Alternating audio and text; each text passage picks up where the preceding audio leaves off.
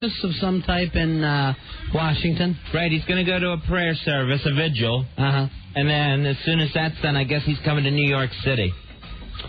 And actually we'll be downtown tomorrow. I guess the mayor will be walking them through, pointing things out, shaking hands. Just a show of unity. As he put it, he wants to shake hands and weep with the people in New York.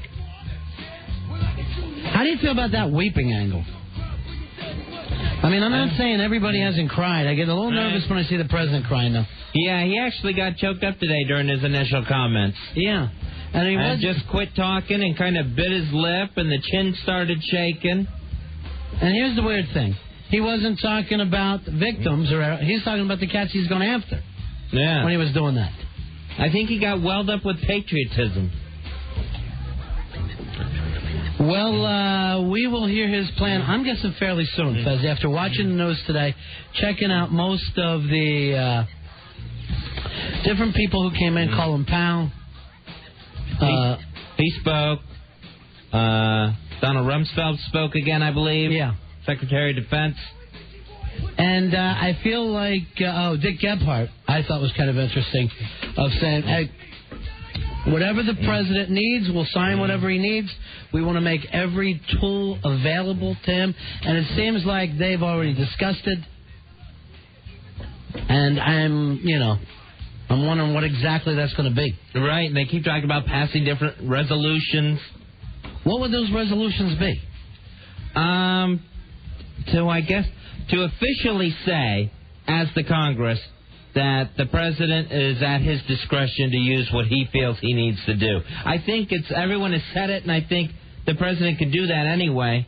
You know, he needs Congress to declare war. But I think they're ready to just let him do what he needs to do, and this is just the officialness of it. Well, what about this, Fez, the fact that he is kind of restrained from going after individuals, right? Right, yeah, due to that executive order. Do you think that this would be a chance to say, hey, we'll sign whatever it is. If you need to send a hit squad out there, if you want a team of assassins, you got it. Right, when they keep saying we're going to get the president the tools he needs, right. I think they're specifically talking about that executive order that bans Americans from participating in assassination attempts. So then I think to myself, okay, that's what they're going to do. And then somebody else will make something that sounds like we're going into a country and hitting it hard.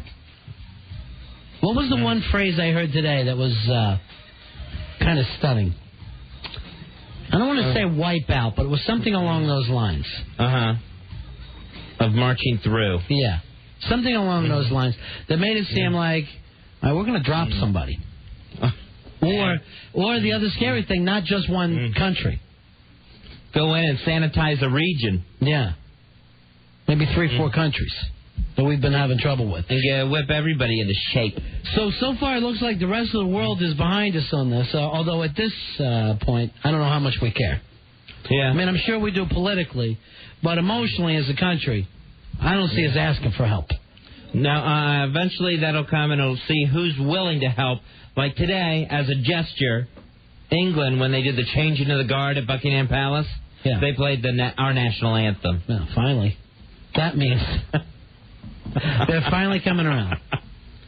877-692-1027. We're going to do what we've been doing all week, and that's just opening the phone lines, letting people talk. I've got a couple of emails saying, would you guys please go back to doing a funny show? I don't feel funny yet, Fez. No, it doesn't feel like it's time to be funny. You'll know when it's time to be funny. Me, myself, I feel like I've been on this roller coaster of emotions, and I'm still waiting for seeing which way the president goes. And, different people are asking me, what do you think? What would you do? I'm like, hey, man, I'm not the cat with any experience to be running this. I'm fully aware that we have a military, we have Colin Powell, we have George W. Bush and all his advisors. I'm fine with the fact that that's our team. I would, on a personal level, I'm anxious about seeing what's going to come out of it, but other than that, it doesn't matter what Fez and I would do if we were president. Right. You've all heard the Fez plan. We'll see if that's enacted. The Fez plan. Very, very close to the McCain plan. You had the chance to vote for and you didn't, Fez. Get him. Well, Operation Get Him. McCain, as a guy who was a POW before Fez, he knows how rough it can get out there. And he knows he knows what it comes to, when he says lack of mercy. Yeah, but God have mercy on your soul, because we won't. But here's a guy who, Dick Gebhardt, I'm looking at him today, Democrat. Him and Bush have never been friends on anything. No, He actually looks like he's stopping himself from being furious, from almost dropping the F-bomb. He looks so mad. Going, I'll give W anything he wants. It makes you wonder, because if the president is saying, the president stayed very calm. There's been some complaints that he hasn't been forceful enough in his language. It makes you wonder, some of these other guys, with John McCain saying the things he's saying, as angry as Dick Gebhardt is, are they just the angry voice of the president? Are they saying the things that the president can't, for political reasons, say out loud? Here's the situation. Or doesn't feel it's his place yet to say. I mean, I don't think there's any political thing that could stop them. I've seen a couple things about the president going, why did he call them, what was the word that he called them? Folks. Folks, yeah. He said, we're going to get them folks, and that freaked out some people. I even saw some anti-stuff with that in the newspapers. Different people thought he should have got back to Washington sooner. A couple of people are a little queasy about him tearing up today. Is he up to it? He hesitates a little bit. Hey, he's our guy. We're not going to have another election. So, as far as I'm concerned, whether he's up to it or not, he's the one who's going to be doing it. And people are saying to me, do you trust Bush? I'm going to a lot more than those people that ran into our city. I feel, they're going, well, don't you think some of the Arabs have a... I'm like, hey, where I'm at right now, I feel closer to Charlie Manson than I do to some of those guys crawling around in the mud over there. Well, as we go day by day, and it's just another day of the nonstop news coverage on television. It's nonstop of, nobody's world is normal. It's another nonstop day of feeling weird. That's where the frustration comes in, where no one's been brought to justice immediately. Yeah. So now everyone's going to look at the little things. Like President Bush saying, folks. Yeah. And someone tearing up, and someone using more forceful language. Oh, this is going to get analyzed to no end until he makes his move. Yeah, because everybody's looking for that big presidential move, and what he's saying is probably I haven't made it yet. Everyone's looking for someone to give up the poker face. Yeah. And see what happens next. Well, no one, up to this point, no one's actually thought Bush had a poker face. That's what's actually making some people nervous, that he's not poker face. But the thing is, we've been looking for that big kind of Roosevelt move. I'm going to, at this point, just assume, man, my guys know what they're doing. They've got something planned. And off we go. And I'm not gonna lie to you, Fuzzy. I'm nervous about how big it'll get. What's next? My focus right now is just really on New York. That's where I kind of feel like, my city got bombed. I'd rather be thinking about that. Sure. Than what the military's going to do and just trust those guys. Well, there's going to be, once that happens, once the military operation's underway, there's going to be plenty of time to think about that. And it's going to find out whether, is it against individuals? Is it against a country? Is it against a whole region? Does it involve an entire area of the world? Wow. 877-692-1027. All right, now, Fezzi, I'll shut up a little bit and let you guys talk. Not that we don't talk about this all day before we get in here. It's exactly the same way we talk on the phone to each other all day. You watching us? This is good. What do you think Paul means by that? I don't know, Fez. Here's Fred. Fred, you're on with Ron and Fez. Hey, Fred. Hello? Yeah. Hello? Yeah, go ahead, Fred. Hi, Ron. Is this Ron and Fez? It's both of us. It's both of you. Guys, I really don't listen to you. This is the first time I listened. Well, and I just had these horrible thoughts. It's such a grim situation. And my thoughts are even grimmer. I'm wondering about, I don't even know if I want to talk about this with you guys. It's so horrible. Well, you don't have to, Fred. Well, I'm wondering about how long we have before we have to actually stop looking for live people. I haven't heard anybody talking about that. And when we have to cut things off and really attempt to get to the mass of bodies that are going to be in there. You know what I'm saying? Fred, the people that are down there right now are experts, and I heard the fire chief speaking today that says he is still on a rescue mission. Right. This is still a rescue and not recovery, not retrieval. But he says, Fred, listen to me, because you asked a question. I'm going to answer for you because I saw him do it.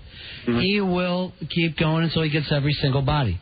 Right, but there's going to come a point at which we have to be concerned about the effect of all those bodies in that structure. Yeah. And what kind of long-term or immediate effect they can have on the health of the city. Right. Well, the people that you have there doing this, Fred, are the biggest experts in the world. Right. So you don't have to be concerned about it. The reason I hesitate to even talk about this because I don't want to sound callous or that I don't care about finding people. But if it took 7 years to build these buildings, how long will it take us to remove the rubble? And I heard two numbers today. Correct me if I'm wrong, please. I don't know these numbers yet, so go ahead. Right. One was that there were an estimated 500,000 tons of rubble. Yeah. Is that too much? I have no idea. You haven't heard that? Yeah. Another number was that we'd moved 6,000 tons so far. Yeah. Now, there's going to come a point where we just may not have enough time to negate any effect. I understand what you're saying, Fred, but at this point, the experts are on the job, okay? Right. All right, thanks for calling. It's a lot of questions and really no answers. What's that? It's a lot of questions and really no answers. Yes, that's true. This is a situation that we may. I'm sorry, I'm breaking up. We've never been in this situation before. Okay. That's my fear. That's kind of what I'm getting at. It's almost an apocalyptic view. That's a huge leap. We don't know. Yeah, we don't know what we're going to find under there. We don't know what came in those jets with those guys. All right, thanks for calling, Fred. Is it too deep for you? No, it's not too deep, but you made your point. It's just too grim, is it not? No, Fred, it's fine. Yeah. I mean, it's not really based on anything. It's really based on what I've been hearing in the media for the last few days. All right, thank you for calling, Fred. There he goes. There goes Fred. Okay. It's first time. He never listened to us before. Right. Never called us, and that's it. It's too deep. And then he picked tonight to do it. Yeah. Okay.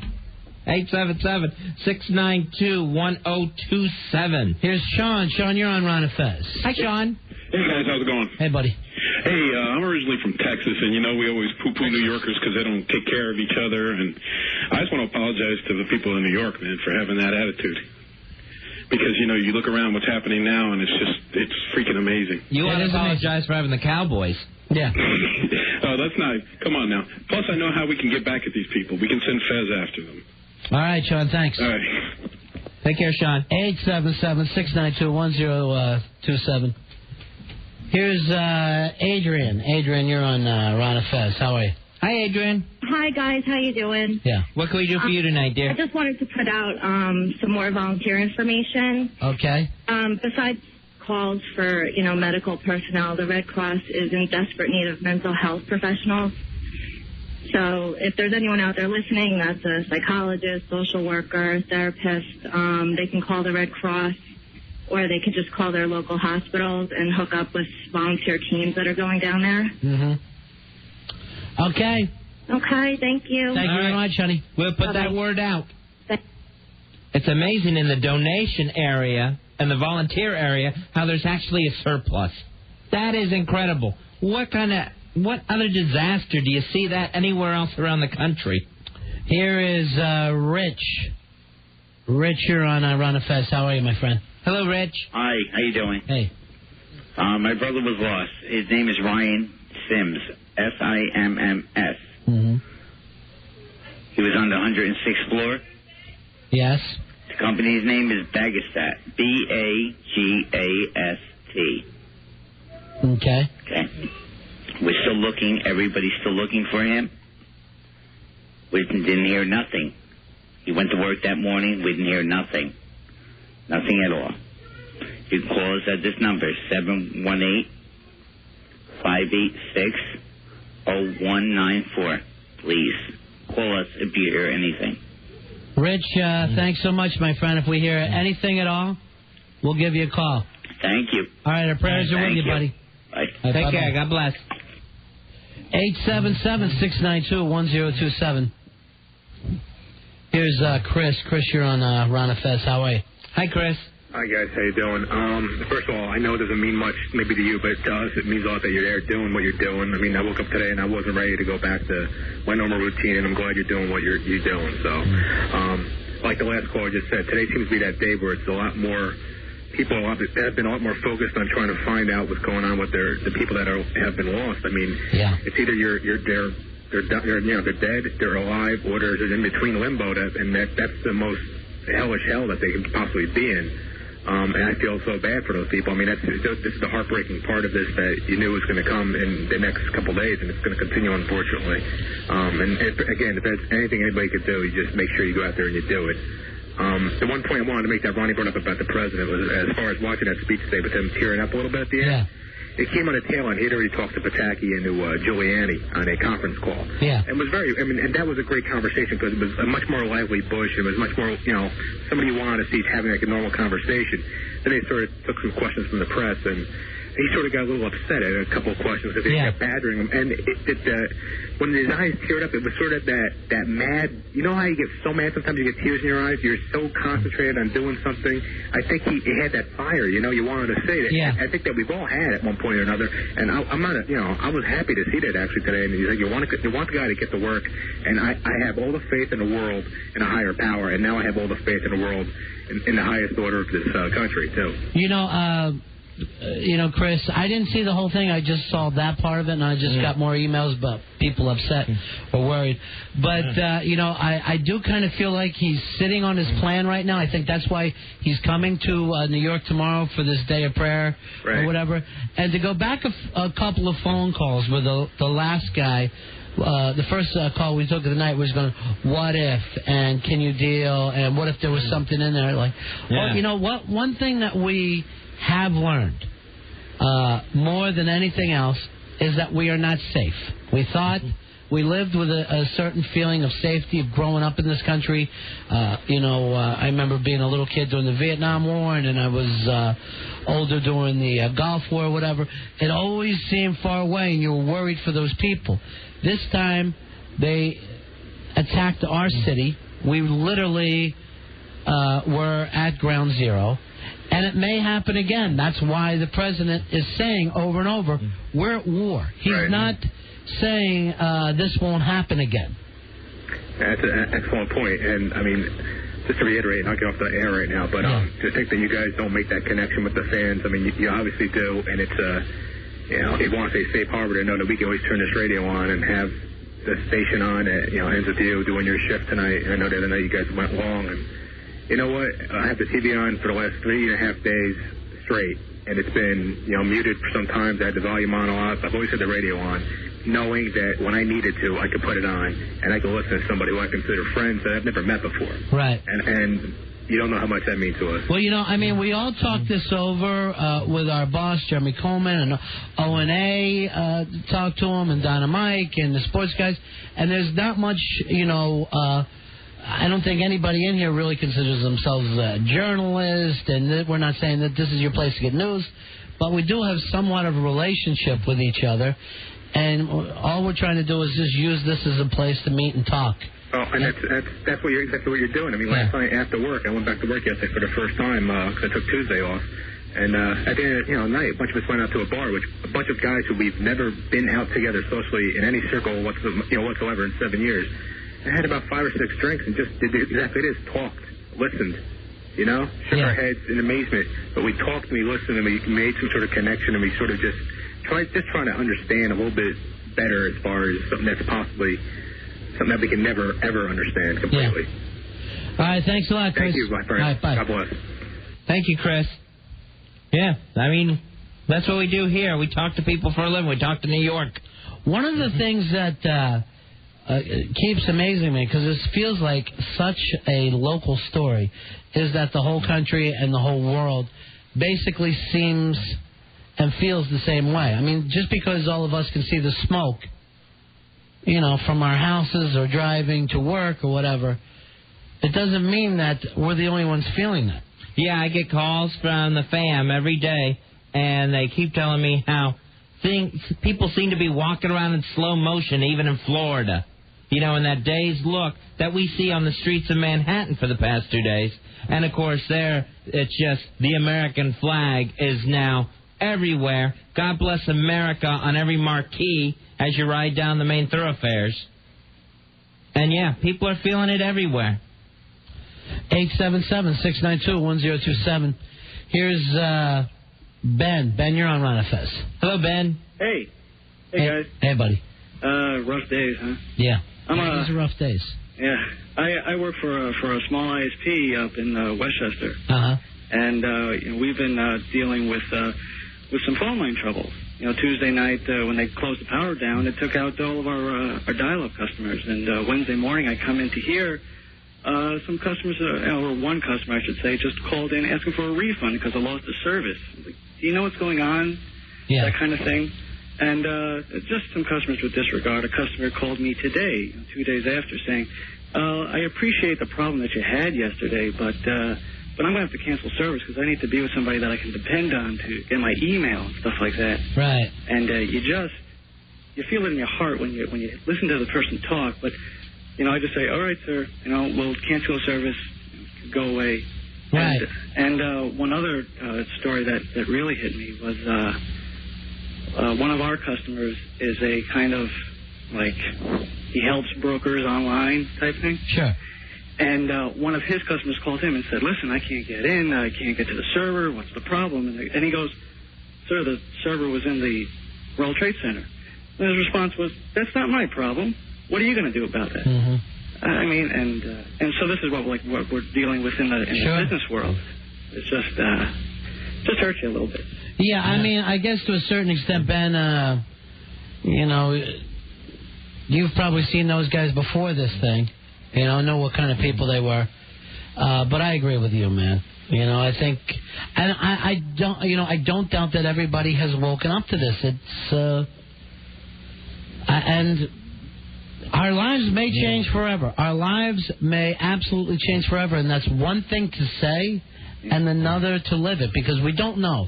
This just may be one of those things that, we drop a couple of bombs, and, before we know it, we're all watching the new Survivor and checking out baseball. Or we may be in a long war. We don't know. That's up to the president and his advisors right now. Yeah. And then people that are doing business in this country are going to have to think, what comes first? Yeah, it's going to be a situation. Everyone's going to end up doing business a different way for quite a while. Yeah. We talk about the airports and the airlines, how you're going to have to add 3 hours to get into the airport in time for your flight. Mm-hmm. And people are going to get frustrated with that so quick. But there is no reason why people can't be a little patient. Patience, one thing, and I'm just understanding. Right, yeah. My boss' response, Chris, he was almost in tears because I arrived late Wednesday morning because I go over the Tappan Zee Bridge. Mm-hmm. And I go in there, and he has almost tears in his eyes. What's wrong? He goes, I told the customer to F off. Looking for a refund. Do you understand what happened, sir? Yeah, I do. Do you know anybody who died? Yeah, I do. Well, think of them. Don't think of purchase internet service.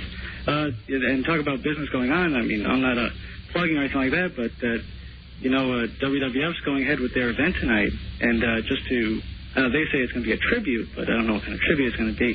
NFL, they're off. So...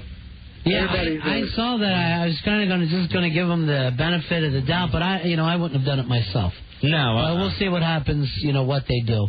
I don't know. I hear that they kept the show going after Owen fell. Yeah. Yeah. Well, yeah. No kidding. I appreciate it, guys. Thank you, Ben, and best of luck to you, buddy. Thank you. And you got to believe everything's going to work out. Okay, man. I hope tomorrow we have some people that are still understanding. I say, for the businesses out there and the internet and those kind of things, you're going to have to give it a week. Yeah. It's a mess. Yeah, so, and we know that, man. Try not to lose your patience in light of everyone else's that you're talking to, the frustrated customers. Right now it's a time of frustration, confusion, and anger, and it's going to find a lot of different little outlets. Yeah. And things that don't even have to deal with actual being mad at terrorists. Oh, you know what I try to do? Start snapping at each other. Yeah, exactly. I try to take those customers away from my boss and away from everybody else. That way I can handle them. And that's so I can yell at them, but just so when I talk to them, they don't understand, my anger towards them or like that. They just think everything is fine and cool. Yeah, why don't you just say that? Say, hey, man, are you an American? Yeah, one of those. There you go. Seriously, are you an American? I like that. Yeah, that would work. All right, Ben. Thank you. See you, buddy. Bye. And that'll make them think twice. 877-692-1027. Here's Dana. Dana, you were on Ron and Fez. Hello, Dana? Yes. Yeah. Yeah, go ahead, dear. You're on the air. Yes, I'd like to thank all our firemen and policemen who are out there doing good work, but I'd like to also not to forget the construction workers and the sanitation men who are also out there doing, hard work to help our country. I had a chance to see, I guess it was the fire chief speaking today, I'm not exactly sure, and talking about the iron workers who are down there and helping with this rubble and doing this piece by piece, and he was tearing up, Fez. Yeah. And the union guys have come out in full force. I had not thought about all those union guys that are going down there in so many different things, and it's just amazing. And I don't know whose nickel they're on. I mean, at least the firefighters and the cops we know are being taken care of. I don't know who's taking care of those guys, but I sure hope they are.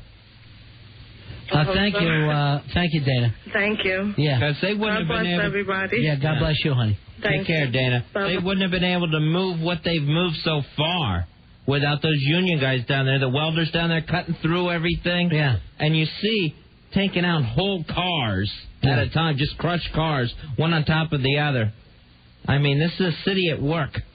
I didn't get a chance to talk to Hard Rock Johnny today. I know we were plugging him on the air last night about people, bring Alan, about people helping out with either food and clothing. And what else was he looking for, Fez? Yeah, it was basically socks and shoes and a change of clothes for the relief workers. How's that working out, Al? Actually, he got a great response. He's still going to be doing it tonight also. He's going to give us a buzz in a little bit. Oh, okay. Good. Glad to hear. Yeah, he took some donations last night before the restaurant closed, and then he started again at 8 a.m. this morning.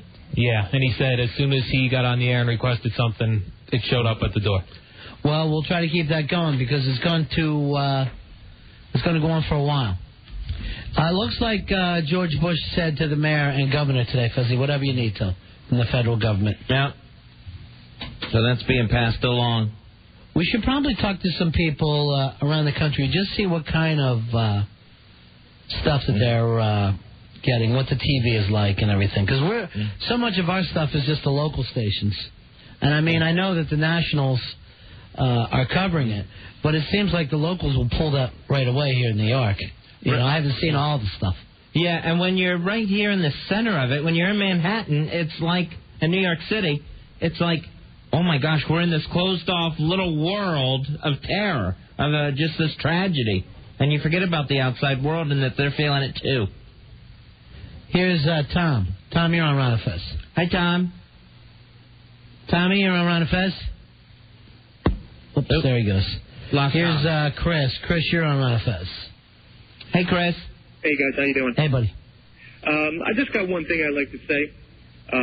I was at work a little while ago, and just to be honest with you, I'm not going to doubt it, but I want to think the best for this family and all the other families is that one of my friends at work, her best friend works for the Nextel cell phone company at customer service, and she received a phone call from a woman who says she's alive, okay, with 6 or 7 other people, okay, and she said that they were on the 90th floor when the building was collapsing, okay, and she said that she wanted her to please call her husband and to let her know that, she loves her and she loves the family.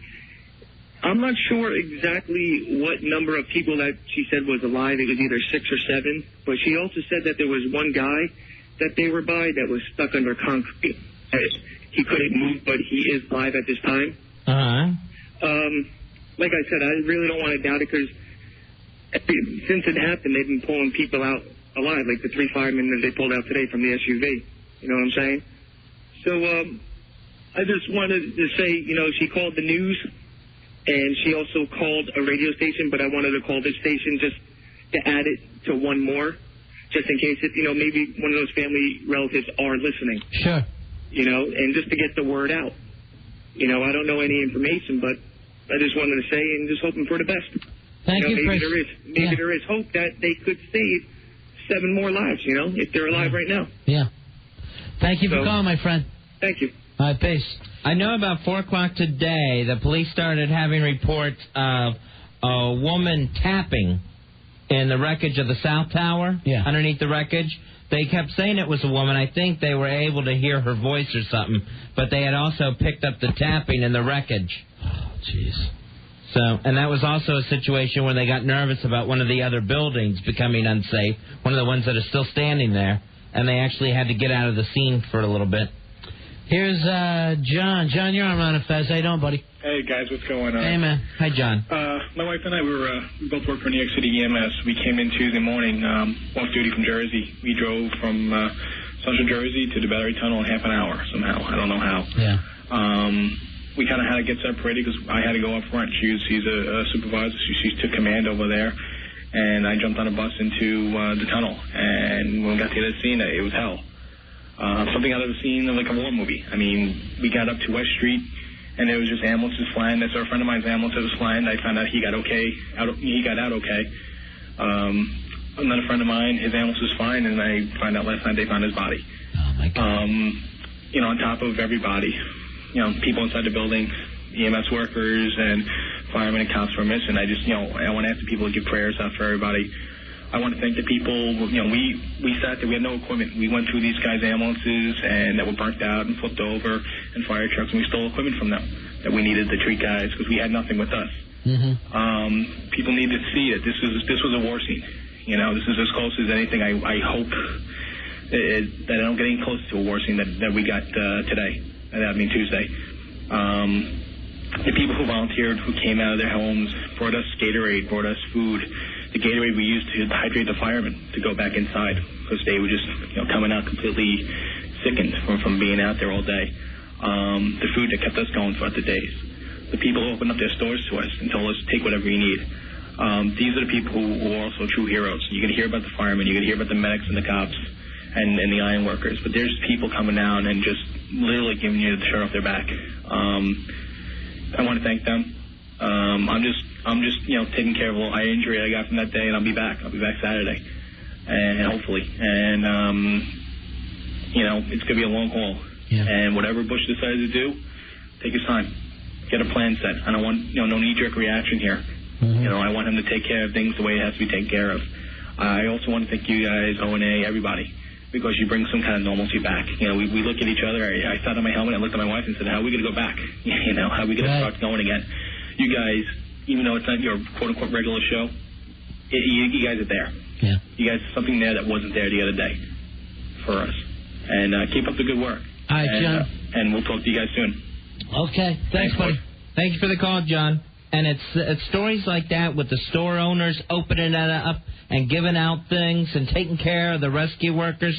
It gives you a little bit of hope in a situation that can look so hopeless. That maybe there's still some humanity, at least here in New York City, even if those terrorists didn't show us any. 877-692-1027. Here's Joe. Joe, you're on Ron and Fez. Hey, Joe. Yeah, hi. How you doing, guys? Okay, buddy. Yeah, no, it was just my concerns were I got a call from a relative that with the EMS there, and she was saying that like a group of 5 EMS workers just had part of the facade fall on them and get killed, and I don't think number one, all the news is coming out that should be, and number 2, I don't think they're taking enough safeguarding measures that they're putting, really putting these people in harm's way, very much so. And I don't think they're taking the proper precautions. It's great. There's a job. They're going in there to save people, to dig people out, but just don't, have their lives ended arbitrarily, And I just think that not everything is coming out. Joe, it's going to take a long, long time, years, before we figure out where we are, and the last caller talked about, how do we get back to normal? I guess, as a city, as a country, that is our eventual goal, that we can get back doing this stuff. I mean, I want to hear. Lesbians in the swimming pool when I turn on. Right. That's what, you know what I mean? I want. Yeah. I don't know when that'll ever happen, but I think, I want to turn on my radio and hear Anthony being a nut. Right. And don't we have like Army Corps of Engineers and like special forces that climb up sheer cliffs and people that are really used to this kind of stuff? Your emergency workers aren't really geared for digging out and stuff like that, and I just have a feeling that we're not doing all that we can.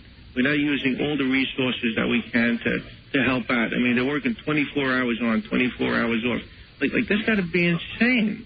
Yeah, there's got to be some other help somewhere in this country that you can't. Well, I mean, there are people coming in, and I just really feel that the people that we have running this, Fezzy, are the best people in the world at this. And I just feel like it's risky no matter how we do this whole situation. Yeah, we got buildings ready to spill. We got great people in New York handling this. The president will be here tomorrow. He's promising whatever we need. And there's also a situation, too, where if there's help coming in, they got to drive here.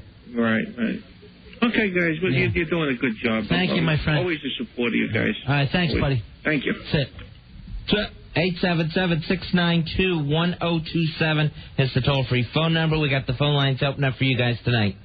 All right, the airports, Fezzy, are shut down again, closed to incoming flights due to FBI activity. The NYPD commissioner has said that a man carrying false pilot identification was arrested at the airport. The man attempted to get past security with the false identification and was stopped. So the airports, which we've been trying to open up for the last couple of days, stopped. Also, I want to point this out, Fez, that if you are caught calling in some false bomb scare, you can get up to 10 years. It's not a joke. It's not a game to play. There have been bomb scares going all around for the last few days, not even just in this city, all over the country. I don't know whether it's pranks, whether it's people that think, I need an extra day off work. You can get up to 10 years for this. And they're not playing games with you right now, folks. No, that's for sure. So don't test anyone on what they're willing to do to keep people safe. Hey, we're talking about Hard Rock Johnny today, Fez. Johnny from the Hard Rock Cafe right across the street from us on 57th Street. Between 7th and Broadway. He did a fundraiser where he's collecting clothes to take down to the relief workers to give them a change of outfits. Food, everything. Johnny, how are you, buddy? It's good to talk to you. Hey, Johnny. Hard Rock guys. Hey, buddy. How are you? Good. We're hanging in there. How'd everything go with you today? I got to tell you, I might ramble a bit. Okay. And I might get a little emotional, but it's been a day that I can't even describe. I think, first I got to just say, your station, top to bottom, everybody has helped us. We ended up today not only with more clothes than we know what to do with at this point, but we really know, but there's been an outpouring. We got called. I went on the Sports Guide this morning and said we needed some volunteers. Mm-hmm. We received probably 300 to 400 calls. Great. We started making sandwiches. Sorry, Fed, I don't have any left over. I'm starving. No, I'm starving too. Don't worry. We ended up making close to 4,000 sandwiches, but at one point we ran out of bread. I went over. I called into the Sports Guide. We said we ran out of bread. People showed up. 2 women from New Jersey drove in with a car full of bread. They left their office to come and bring it in. We delivered close to 4,000 sandwiches today to the police, to the canteen down at the Javits Center. We were everywhere. A second bus then went down. We have to thank the Sheriff's Department and the NYPD.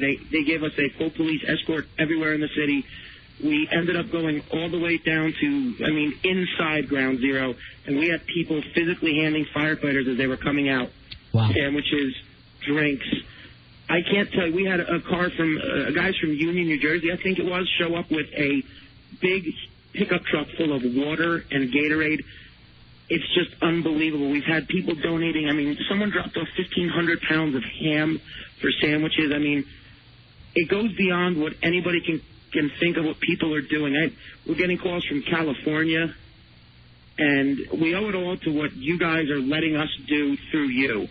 And we can't thank you enough for it. And we are going to continue. Tomorrow our goal is 10,000 sandwiches to get out there. We're going to continue our efforts through tomorrow, Saturday, and Sunday. If anyone wants to volunteer tomorrow, I think we're pretty full of volunteers. But Saturday, Sunday, we're doing this thing until, unfortunately, it's not going to end on Sunday. It's not going to, but we feel strongly that this is what we can do. I'm not a surgeon, and I can't, fix someone who's broken. I'm not an EMT who can help. I'm not an iron worker. I'm a guy who makes hamburgers and sandwiches, and that's what we can do, and that's what we all have to do. I mean, people are just coming by with socks, shoes. I had a call from a guy, and I didn't even know that they did this. He said he's coming up with 2,000 pounds of work boots. I always thought they were in pairs, never in pounds, but he had a dump truck full of work boots, and we directed him to the Salvation Army, and this is what they need, and people are out there. So, if anyone wants to bring anything, that's where we are. We're on 57th Street. I mean, we're like I've said before on other shows, we're not looking to make a buck. We're looking to help. We just want to help. You got a phone number for people that maybe can come help you over the weekend? 212-489-6565 is our phone number. There'll be people manning those phones. We'll probably open until about 10 o'clock tonight. I myself will be back in there at about 5:30 in the morning, slicing meat and getting ready to make 8,000 to 10,000 sandwiches tomorrow. And if anyone wants to donate anything, food product, whatever it is, we're getting it out to where we need it. We have some great partners in Gray Line who's providing the buses that are getting us to where we need to go. And, that's great.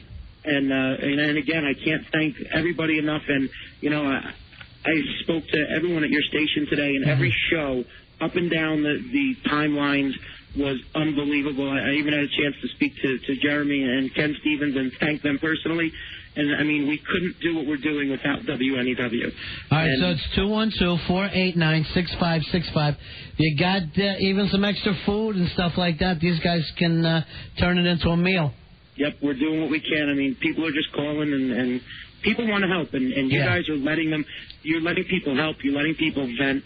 And you're helping the situation, whether you say no, we're not, whatever it is. You guys are helping. You are an integral part of what's making everything go right now in this time where everything's really going wrong. Thank you, Johnny. Hard Rock Johnny. Appreciate it, guys. Right. Good work, pal. From the Hard Rock Cafe on 57th Street. Here's the phone number. A lot of people going, geez, I wish there was something to do. I was turning around the channel today, and I've seen different people that are getting involved with some of the food stuff just to be part of it. Just to be part of it. Not everybody can be out there on that front line. Right. But you got to keep those guys going. Yeah, not everyone's going to be able to move girders, so people that feel they need to do something, there's a good place. Also, for whatever reason, I guess because of the dust and dirt and everything that they're going through, shoes and socks pretty quickly, as well as clothes. 212-489-6565 if you can help those folks at all from the Hard Rock Cafe.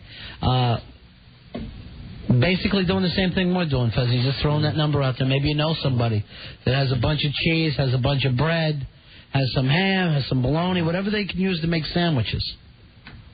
So they took 4,000 down to ground zero today. They want to keep up their efforts.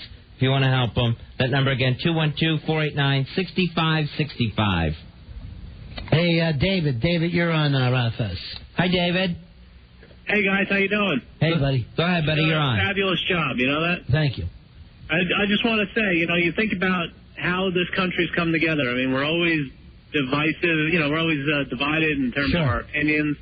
And look how everybody's come together at this time of need. And I think that these terrorists thought that, we would still be divided after this. They didn't realize that this country's going to come together the way it did. Yeah, that's the only way that we can give them an FU, I think, right now, is to actually turn this thing around and to live better than we ever did before in the past. Make this a greater city than it's ever been. Yeah, I always think back to the Churchill comment when he said, "This will be our finest hour." There it is, my friend. Yep. And a lot of people are rising to the occasion. New York forever, my friend. 877-692-1027.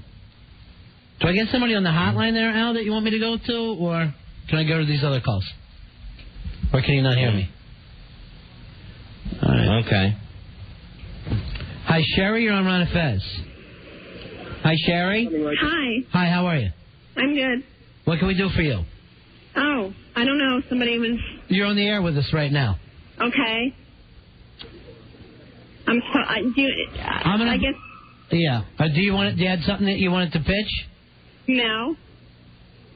All right, I'm going to put you on hold, and Al's going to talk to you, okay? Okay. And try to work out. Okay. Supposedly she's collecting something.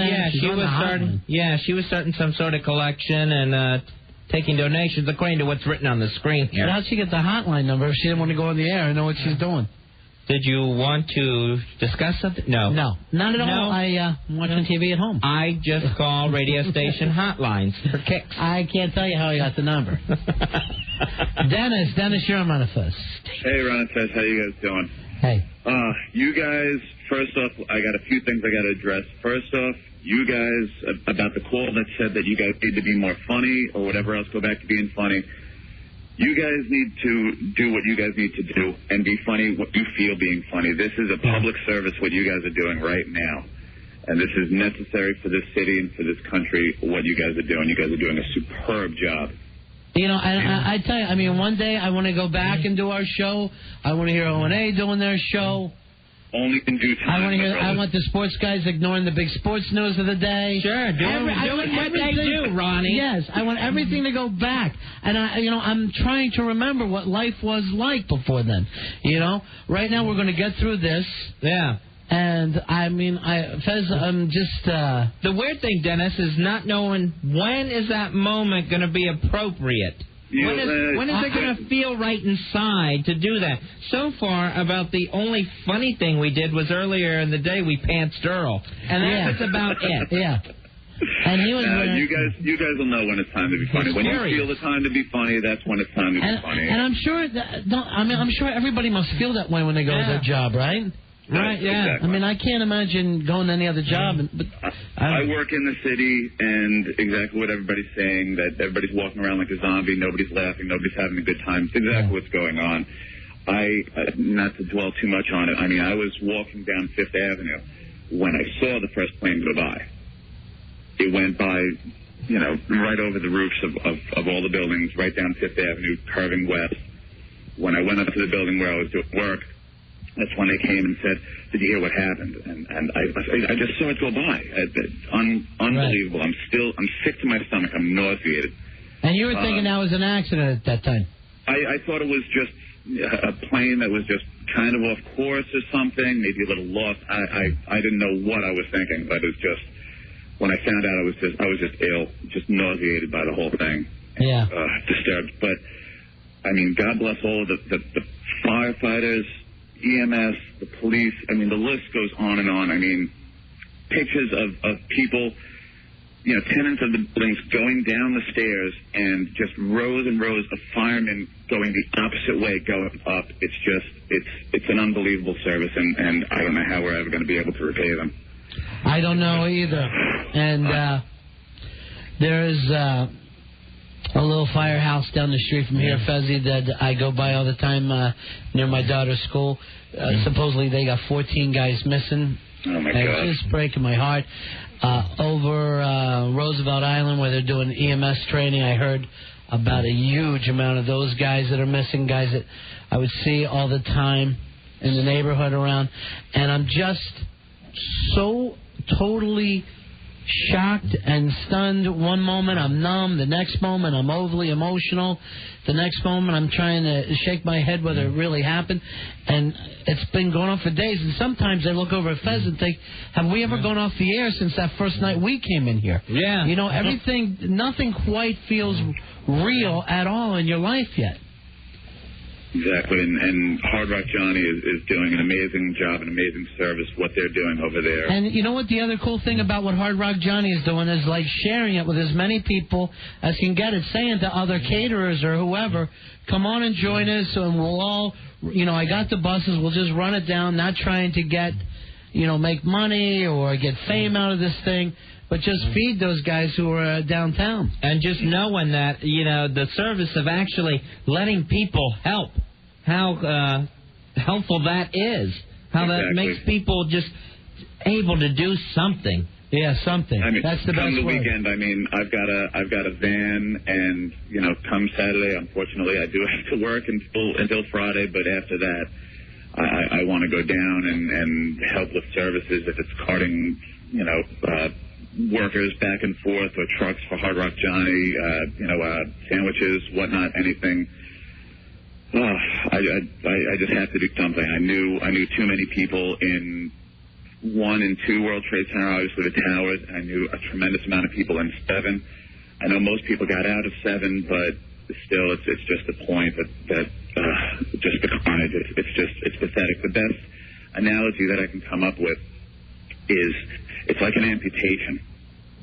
It's like an actual amputation. I drove across the 59th Street Bridge on Tuesday, and I was stuck in the city, so I saw hours and hours of footage of it going down, and you knew it happened. In your head, it was still there. But when I went across the 59th Street Bridge, and I looked over to my right, and even though I knew they were gone, I still expected to see them, and it was just a shock and a chill that went right through me because they were just gone. Yeah. Just gone. It's just like if you had your arm amputated. I mean, for years, people get phantom pains, like, their fingers are itching, but their arm is gone. Yeah. They'll look down, and they're just in shock. It's the exact same thing. Yeah, don't you? I still keep looking for it, man. I still keep looking for it. All day long, the past couple of days, I still look down and thinking, okay, maybe how's David Blaine going to bring them back now? Yeah. It's got to be some kind of magic trick. It can't be for real. It doesn't compute. It doesn't make sense. Thank you, Dennis. No problem, boys. All right, see ya. Thanks for the call.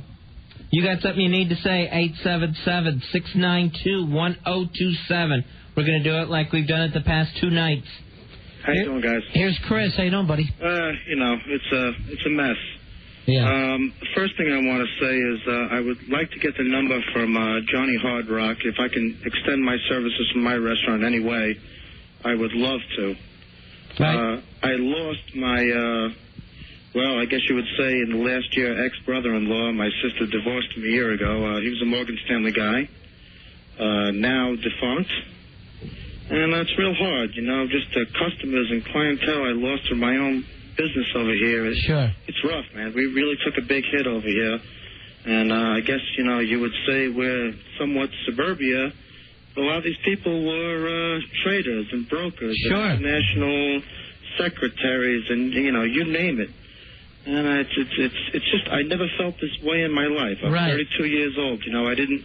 I was alive, but I wasn't of the accountability or the memory to remember Vietnam. And it's just, it's amazing. It's amazing. But I can tell you from the Bronx, if I'm reporting from the North Bronx, that there's an outpouring of people, and black, white, Hispanic, everybody. We're all, in unison. And it's nice to see that.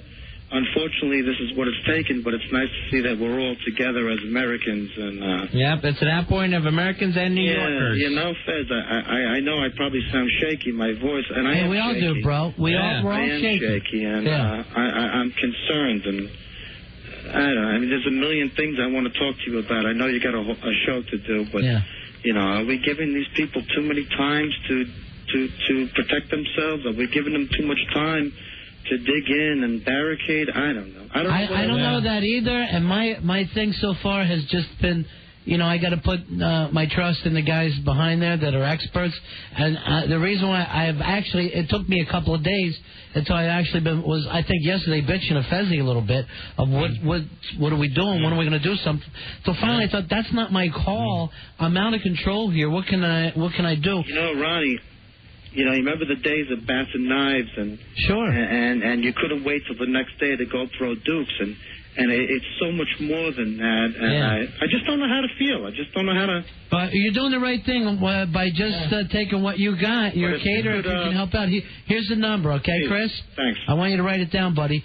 212 right. 489 6565.